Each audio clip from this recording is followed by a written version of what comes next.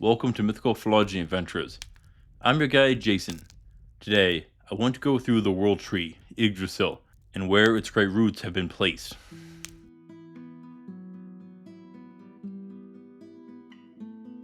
In the beginning, there was Gunungagap, the yawning void, in which only two realms existed.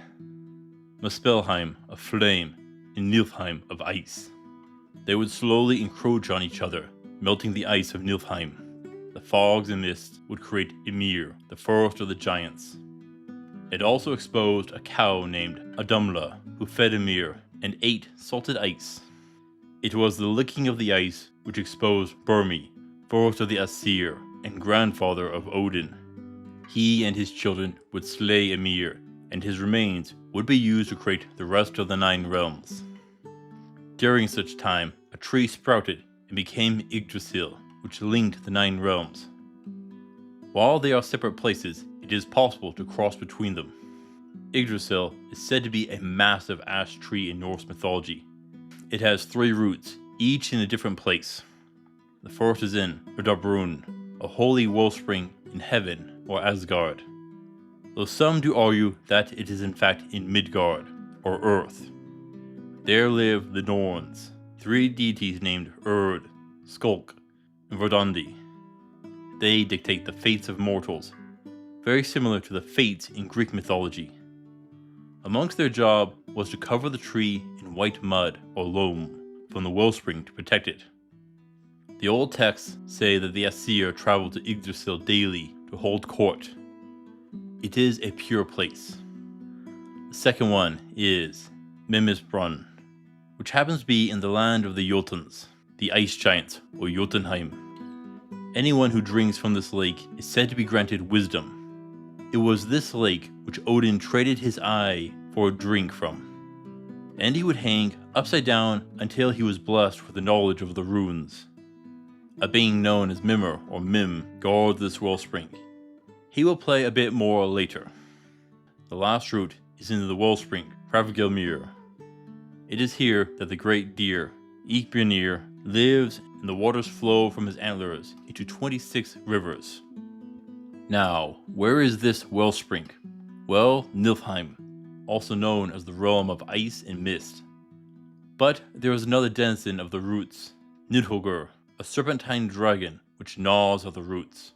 There are said to be even more serpents with him, so many that they are beyond counting. Now, this dragon has a rivalry with an eagle who lives at the top of the world tree. Sadly, I could not find this eagle's name, but the hawk, which sits on his beak between his eyes, is called Rudafulnir. This eagle sees and knows a great deal, and their animosity is stirred up by a squirrel, Radatoskur, who runs up and down the tree. "Oh, did you hear what that bird said about you? He called you dull and dim-witted, no better than a worm." And up the tree he goes to say, "Oh, that dragon says you are molting so bad that he has made a pillow from your feathers, and that you surely look like a vulture by now." Yeah, he's a bit of a troublemaker, and his antics is damaging Yggdrasil, potentially leading to its demise. With the help of the next ones. Living amongst the branches are 4 deer, Dain, Dvanlin, Dunir, Durbror. Dew forms on their antlers, and flows down to create even more rivers. Now, Yggdrasil has a role in Ragnarok. Its quaking is meant as an omen to the beginning of the end.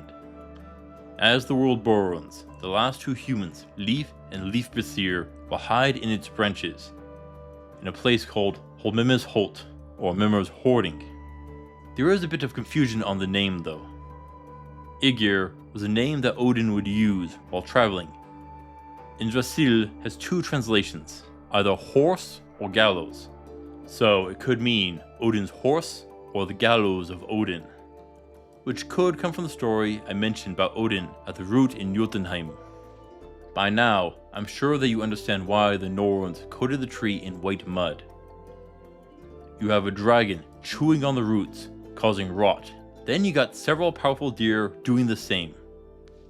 Plenty of ways for it to take damage, and it is important in maintaining this world and on protecting the next one.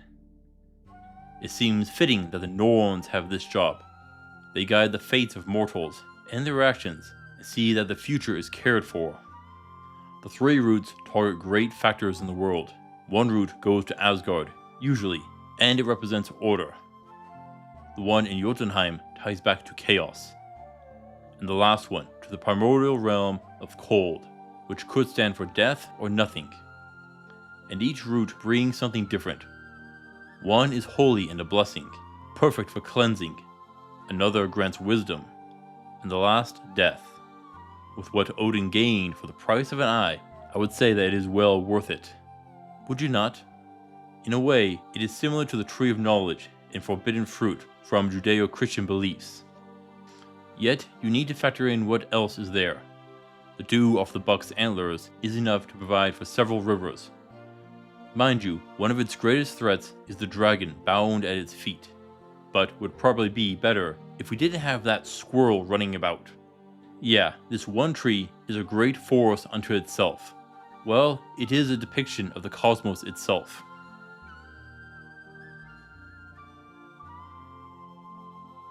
So, what are the 9 realms? Well, let's start with the oldest, Niflheim.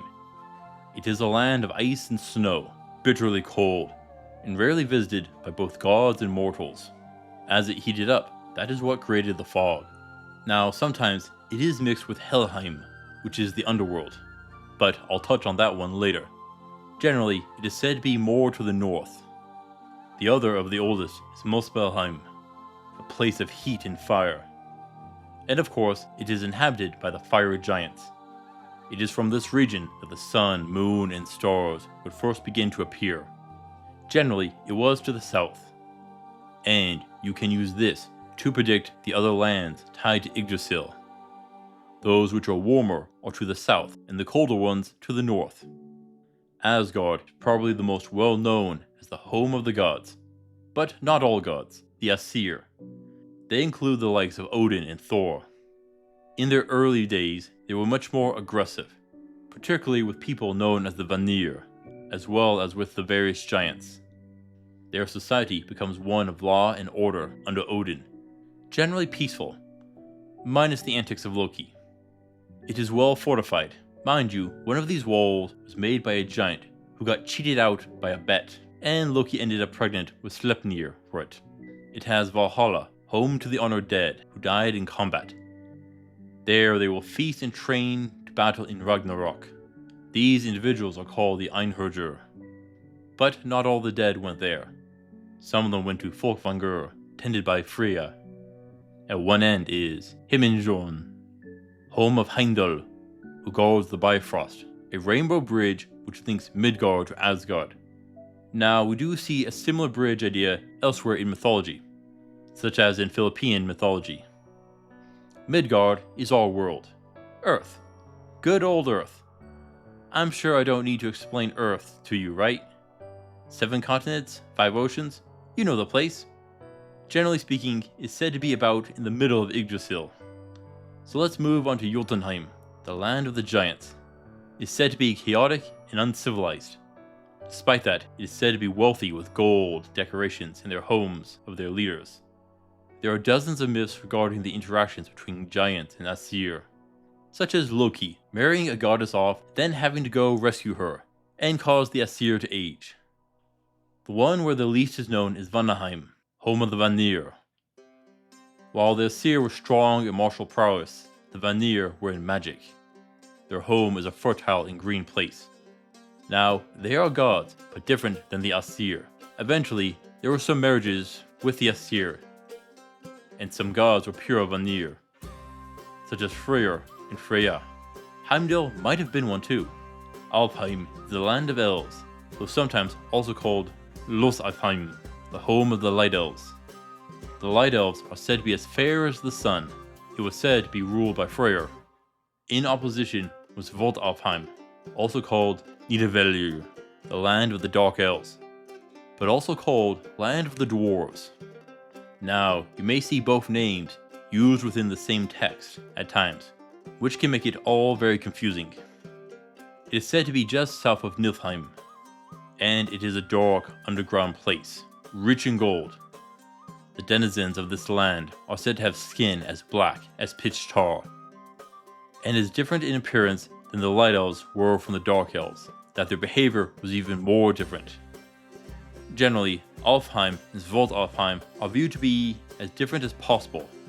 Despite that, some of the most powerful weapons and artifacts in Norse legend come from here, such as Mjolnir and Gleipnir. Lastly, we have Helheim, or the Land of the Dead. It is also said to be south of Niflheim, and the root of the World Tree runs over it, which has led to some of the confusion. It is surrounded by walls and a river which makes the sound of clashing swords. It is ruled over by Hel, daughter of Loki. It is described as a bleak and dreary place where the souls of the dead end up. While they are not tortured, it is not a joyous place.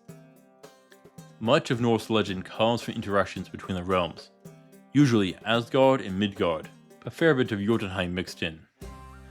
I'm sure you may have noticed a few parts of this tale which inspired many authors, J.R.R. Tolkien being one. Vanaheim, the land of the Valinor, and the elves being close to Valar, the same way that Freyr was with the elves of Alfheim. Oh, and then you have the great eagles, and the similarities to the nameless eagle that lives at the top of the tree. We also see it inspire the World Tree in the Warcraft series. And it brought about the idea of subterranean elves, like we see in Dungeons & Dragons. Yes, we see many inspirations from one tree. Yes, its influences have reached as far as its branches. Yggdrasil and the Nine Realms have great influence on everything when it comes to Norse mythology. Its formation has shaped all the conflicts and facets of the future. Thank you for watching, adventurers. Please return next time for The Dungeon. Until then, I'll see you on the roads.